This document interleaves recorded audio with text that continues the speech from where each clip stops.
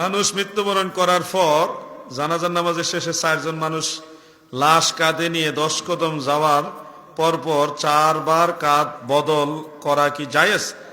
কাঁধ বদল করিলে মৃত্যু ব্যক্তির কোনো উপকার হবে কিনা?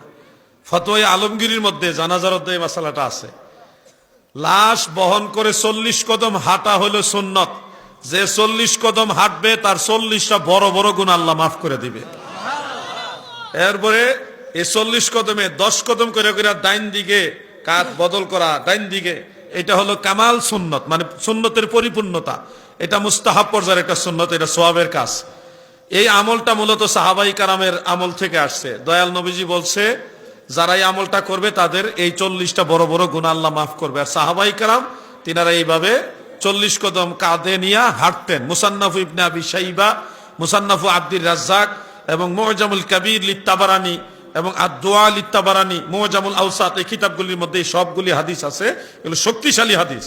আমার লেখা একটা বই আছে এই ব্যাপারে, প্রিয় নবীজির সালাত। আমার ওই বইয়ের মধ্যে সবগুলি হাদিস আমি আইনা দিছি।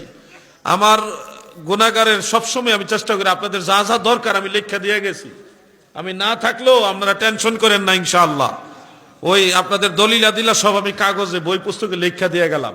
এখানে একটু তালাশ করলে পাওয়া যাবেন।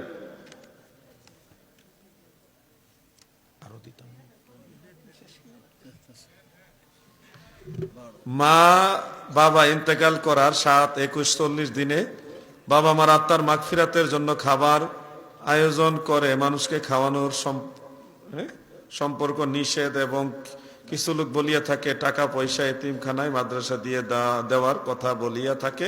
কোনটি সঠিক? মা বাপ ময় মুরব্বী কেউ মারা গেলে তাদের আত্মার মাগফিরাতের জন্য দুনিয়ার মানুষদেরকে মেহমানদারি করা সুন্নতে সাহাবা।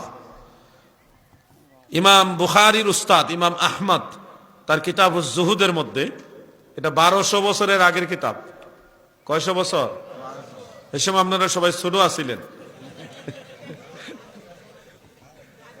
এবং হিলিয়াতুল আউলিয়া ইমাম আবু নুআইম ইসফাহানি, ওই কিতাবের মধ্যে আছে হাদিসটা। ইমাম জালালউদ্দিন সুয়ুতি আল হাবিলিল ফাতাওয়ার মধ্যে হাদিসটা আনছেন। ইন্নাল মাউতা ইউফতানুনা ফি কুবুরিহিম সাবআ ফাকানু ইস্তাহিব্বুনা আইয়ুতআম আনহুম তিলকাল আইয়াম। মানুষ যখন মারা যায় গো,